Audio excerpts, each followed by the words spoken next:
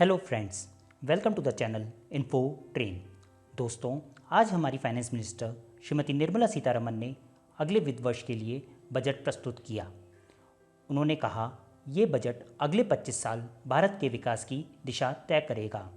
यह साल देश की आज़ादी का अमृत महोत्सव वाला साल है। इस वित्त वर्ष में भारत की growth rate all time high लगभग 9.27% रहने की उम्मीद है। और तो और इस वित्त वर्ष में 60 लाख नई नौकरियों के अवसर उपलब्ध होंगे।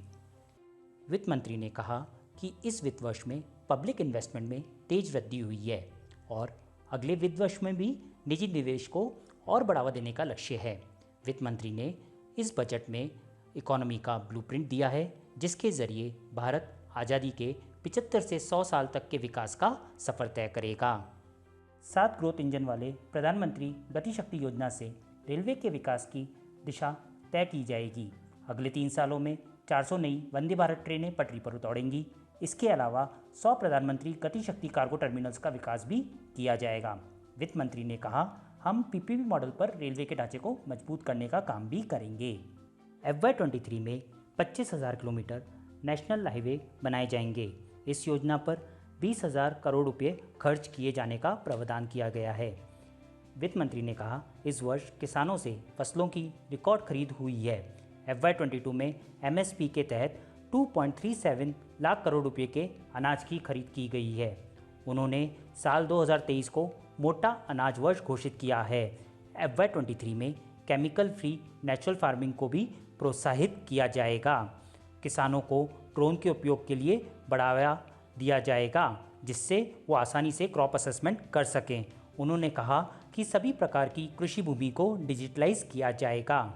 वित्त मंत्री ने इस बार के बजट में सभी नदियों को आपस में जोड़ने के लिए केन बतवा लिंकिंग प्रोजेक्ट का प्रस्ताव दिया है। इस प्रोजेक्ट से 3 बड़े फायदे मिलेंगे। पहला, 9 लाख हेक्टेयर खेती भूमि को इरिगेशन की सुविधा मिलेगी। दूसरा, 62 लाख लोगों को पीने का पानी मिलेगा। तीसरा, 103 मेगावाट हाइड्रो पावर और 27 मेगावाट सोलर पावर का उत्पादन होगा। इस प्रोजेक्ट के लिए 1400 करोड़ रुपए एलोकेट हुए हैं। इस बार के बजट में डिजिटल इंफ्रास्ट्रक्चर को प्रमोट किया गया है। वित्त मंत्री ने कहा कि नेशनल डिजिटल हेल्थ इकोसिस्टम एक ओपन प्लेटफॉर्म होगा, जिसमें digital registries of health care providers, health facilities and unique health identity number की यूनिवर्सल एक्सेस होगी। वित्त मंत्री ने digital payments and digital banking को भी प्रोत्साहित किया है। इसके साथ साथ मेंटल हेल्थ प्रोग्राम भी लॉन्च किया गया है। वित्त मंत्री ने कहा कि 75 डिस्ट्रिक्ट्स में 75 डिजिटल बैंक्स स्थापित होंगे टू एनकरेज डिजिटल पेमेंट्स। इसके अलावा डाकघरों में भी ATM की सुविधा स्टार्ट की जाएगी। इसके साथ ही वित्त मंत्री ने कहा, सभी गाँवों को डिजिटल रिसोर्सेज यूज़ करने के लिए प्रोत्साहित किया जाएगा। RBI 2022-23 में डिजिटल रुपी को भी इशू करेगा। Digital rupee will be issued using blockchain and other technologies. वित्त मंत्री ने कहा कि डिजिटल रुपी हमारी इकोनॉमी के लिए एक बड़ा बूस्ट होगा।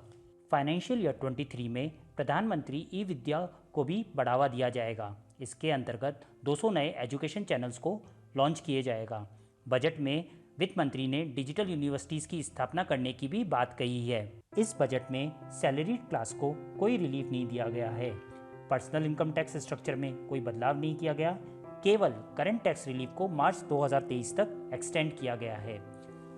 टैक्स भरते समय ITR में हुई गड़बड़ी को सुधारने के लिए वित्त मंत्री ने 2 साल तक की छूट देने की बात कही है।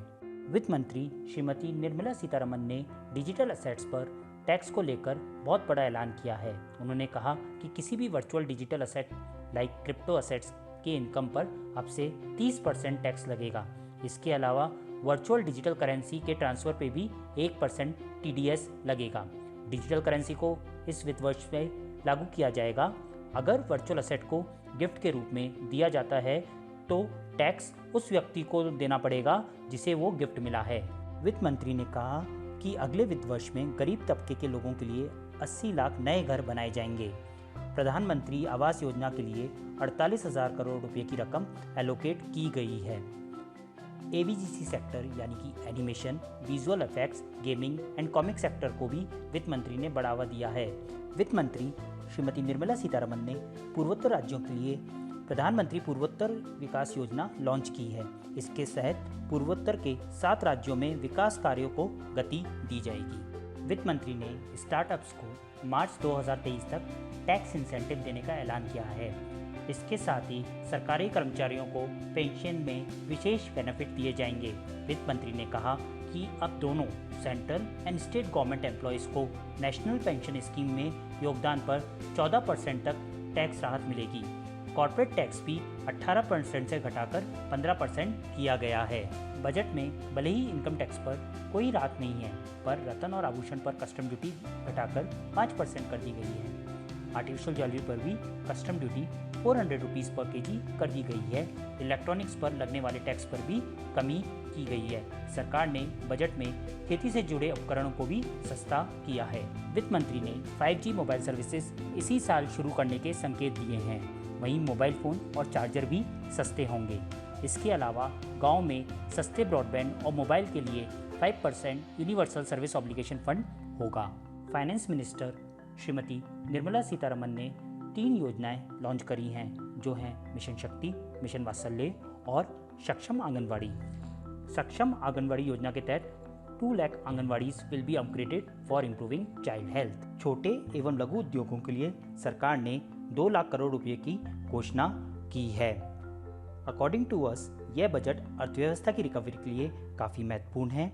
बजट किसानों, गांव और पूर्वोत्तर राज्यों के लिए काफ़ी अच्छा है, पर आम आदमी को इस बजट से राहत मिलने की उम्मीद काफ़ी कम है। ऐसी और भी जानकारी के लिए do subscribe and stay tuned to our channel Info Train. Thank you.